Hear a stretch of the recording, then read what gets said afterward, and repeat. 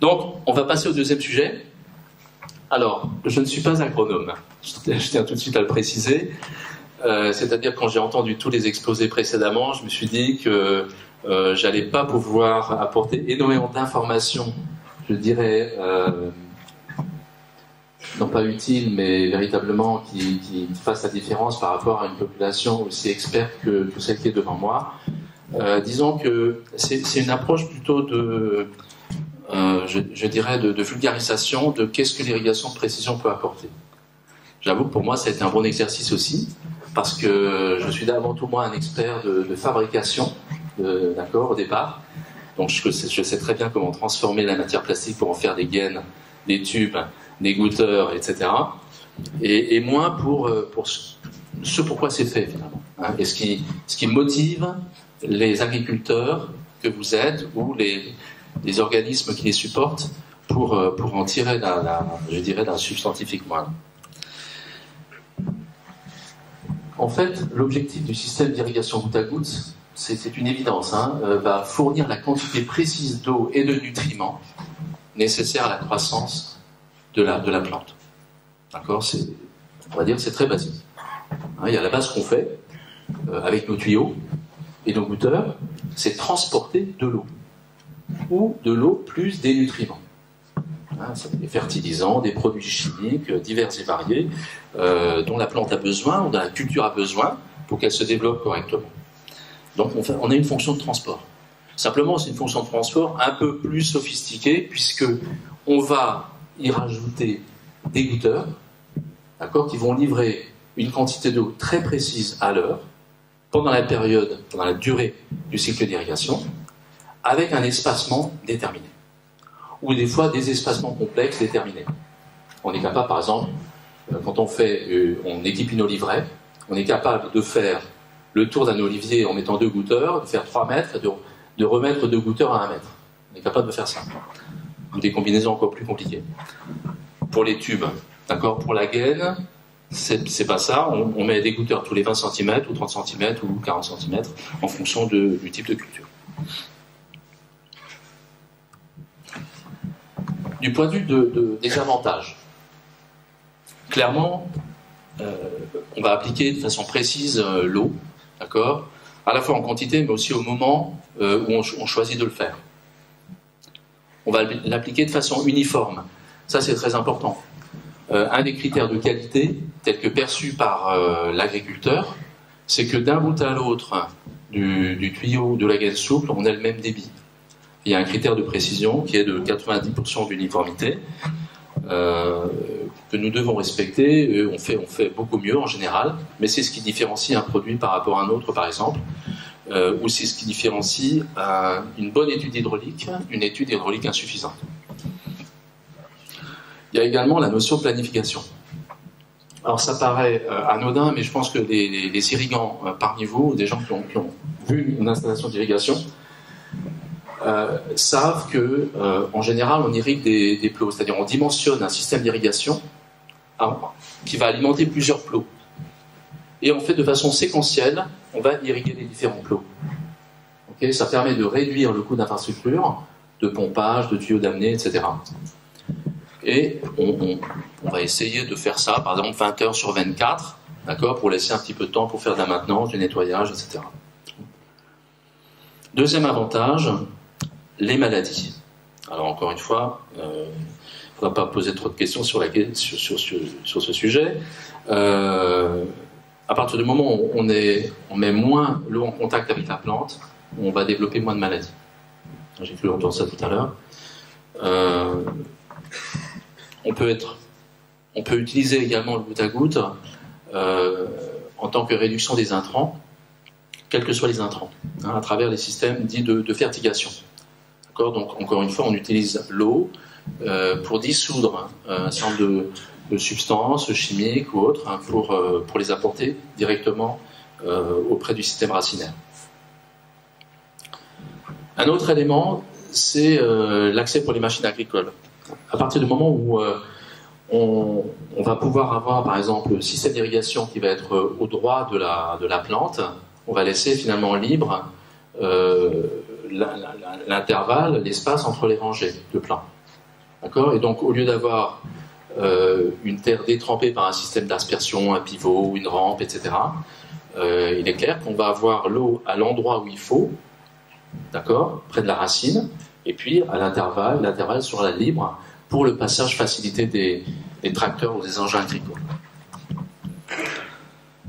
Là aussi, j'enfonce une porte ouverte, hein, l'efficience dans l'utilisation de l'eau. Donc il est clair que par le goutte à goutte, on fait, je dirais, on réduit la quantité d'eau évaporée. Je peux rajouter un petit point là-dessus, à savoir que lorsque les systèmes d'irrigation étaient inventés, aux États-Unis, par exemple, le TTEP a été donc conçu aux États-Unis.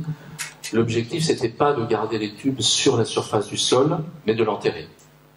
Et la particularité de notre produit, tout à l'heure j'en mettrai sur la table, pour ceux que ça intéresse, c'est le seul produit au monde, en canne souple, qui n'a pas un trou pour laisser passer l'eau. D'accord? Il y a une fente. Et l'avantage de cette fente, qui n'est pas reproductible par un autre moyen, c'est que à partir du moment où la goutte est sortie du tuyau, de la gaine, la fente se referme. Avantage fondamental, j'ai plus d'intrusion de racines et je n'ai plus d'entrée de polluants, de sable, de tout ce qu'on veut. D'accord? Ce qui fait que le produit, en fait, notre gaine TTEP, là, on peut l'enterrer à 10, 15, 20, 30, 50 cm. Et on peut l'utiliser le temps qu'on veut, jusqu'à 10 ans, 15 ans. On a des installations aux États-Unis qui travaillent en souterrain, d'accord, depuis 10 ans, 15 ans, sur des cultures longues ou des multicultures, des rotations. En Europe, bizarrement, les agriculteurs craignent l'utilisation en souterrain parce que ils aiment voir le produit et ils ont peur que ça se bouche et que ce sera compliqué à dégager, donc à remplacer. Mais il est un fait que c'est une des propriétés de notre produit et qu'on va essayer de promouvoir, en particulier pour les cultures qui vont être de plus en plus intéressées par le goutte à goutte, comme le maïs. Il est clair aussi que le goutte à goutte permet d'éviter en fait l'impact du vent.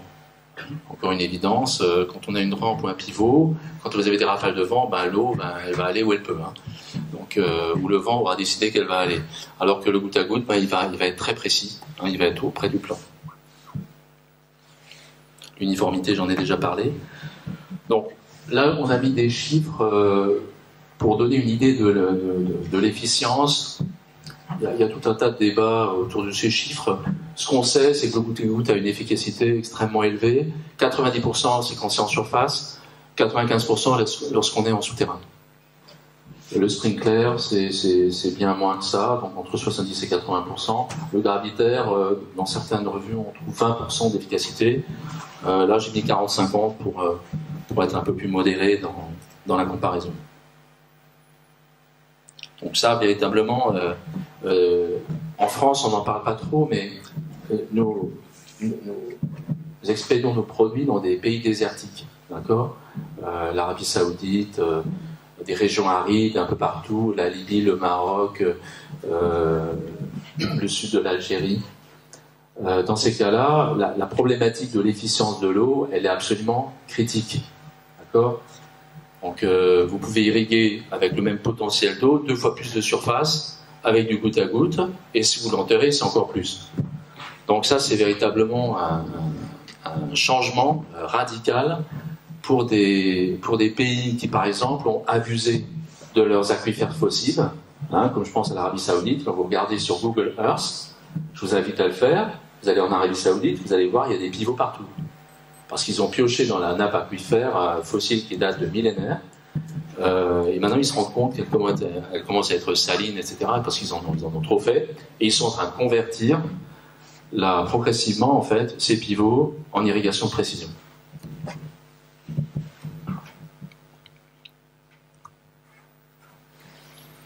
L'efficience dans l'utilisation des engrais, j'ai déjà abordé tout à l'heure.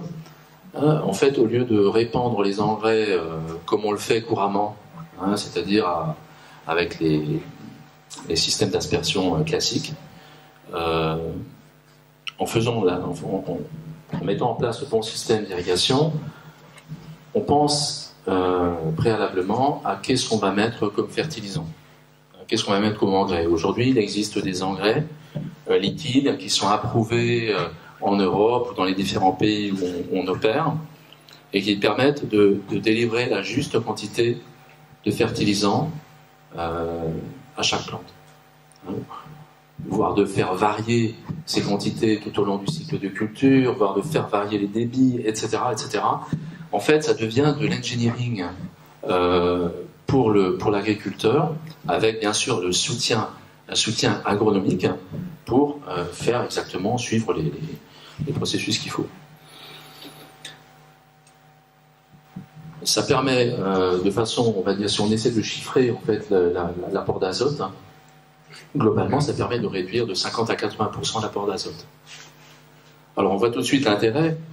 Bien sûr, l'uniformité reste une propriété de la fertigation, mais on voit tout de suite l'intérêt à travers l'impact environnemental. D'accord ? Aujourd'hui, vous êtes très sensible à ces sujets, comme j'ai pu le voir tout à l'heure. Il est clair que si on étend aussi loin que possible cette philosophie, on va pouvoir réduire de façon très importante la quantité d'intrants, pas nécessairement phyto pour toutes les protections de la plante, mais pour tout ce qui est l'aide à la croissance de la plante, c'est certain. Et c'est ce qui fonctionne déjà. Hein.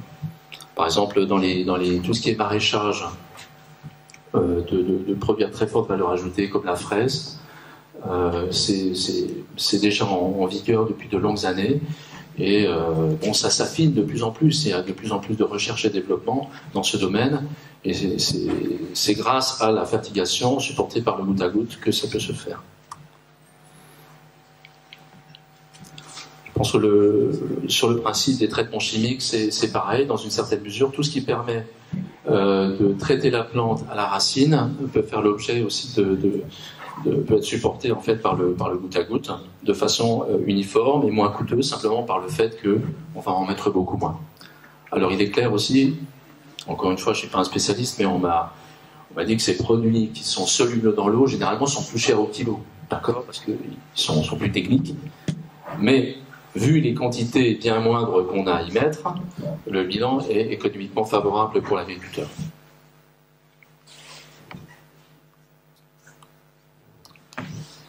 Un autre paramètre qui est à prendre en compte. Alors, en France, je dirais c'est rarement le cas dimensionnant, mais dans certains pays, c'est énorme l'impact. C'est l'efficacité énergétique. Pour alimenter un pivot, il faut une pression élevée, d'accord, un débit très élevé, parce qu'il y a beaucoup de déperditions. Donc, ça coûte beaucoup plus cher en kilowattheure. Pour la même surface, pour la même culture, bien évidemment. Là, on a besoin de moins de pression. Si vous voulez, un système goutte à goutte, il travaille, une gaine par exemple, ça travaille à 0,8 bar, voire moins. D'accord ? Un tube autorégulant, il va fonctionner dans une gamme de 1 à 3 bars. C'est des pressions relativement faibles, mais notre préconisation, à partir de 1 bar 5, il n'y a aucun problème. Après, on va effectivement, en fonction de la topologie, topographie des lieux, on va peut-être faire évoluer cette pression, mais on travaille à des pressions significativement inférieures à ce qu'on utilise dans les systèmes mécanisés. Donc, qui dit moins de quantité, moins d'heures de pompage, etc. Il y a aussi tout l'impact des heures de travail de machines agricoles. Puisque en fait, quand on parle de système mécanisé, ça suppose qu'on ait du matériel agricole pour changer les équipements de place, etc. Donc c'est plus de plaçage, c'est plus de compactage des sols, ce qui n'est pas le cas. Une fois que vous avez un système d'irrigation qui est installé, c'est une fois pour toutes, pendant le cycle de vie du produit. Alors, un dernier point que je voudrais mentionner, c'est une expérience personnelle, en fait, lorsque il y a 2 ans, j'ai été visiter un village en Inde qui avait adopté, il avait adopté à 95% le goutte à goutte avec notre entreprise. Il y avait une 50aine d'exploitants qui avaient entre 1 hectare et 1,5 hectare. Et donc ils s'étaient tous réunis, on les a rencontrés, on a discuté avec eux. Et bien sûr, il y avait des traducteurs parce qu'ils parlaient dialecte local. Et c'est frappant, dans tous les propos, dans leur langue, ils revenaient tout le temps fertilizer, fertilizer, fertilizer. Alors, ma grande surprise, ils n'ont jamais parlé de rendement, alors qu'en fait, leur rendement était meilleur, leur rendement par rapport à ce qu'ils avaient connu en gravitaire, mais ça, c'était pas leur problème. Leur problème, c'était qu'ils payaient trop d'intrants. Et ils ont réduit de 50%, ils disaient tous la même chose, 50% moins d'engrais, pour obtenir un résultat en fait meilleur. D'accord ? Et deuxièmement, encore plus surprenant, c'est la main-d'œuvre. Alors vous êtes en Inde, vous imaginez quoi, déjà le coût de la main-d'œuvre, aussi la quantité de main-d'œuvre disponible. Vous dites la main-d'œuvre, c'est certainement pas un critère. Eh bien, si l'agriculteur, sur son terrain de 1 hectare, il pouvait opérer son installation seul. Et il disait, j'ai pas besoin d'appeler 3-4 personnes pour venir faire les canaux, ouvrir, fermer, etc., etc. Voilà, je voulais juste vous faire partager ça parce que tout d'un coup, on s'est dit, mais c'est pas simplement dans les pays développés, avec du capital, des systèmes très sophistiqués. Là, on est en Inde, chez des gens qui ont très peu de moyens. Et c'est assez fabuleux de voir l'impact que ça peut avoir sur leur vie quotidienne et le fait qu'ils puissent rester, en fait, travailler sur leur terre.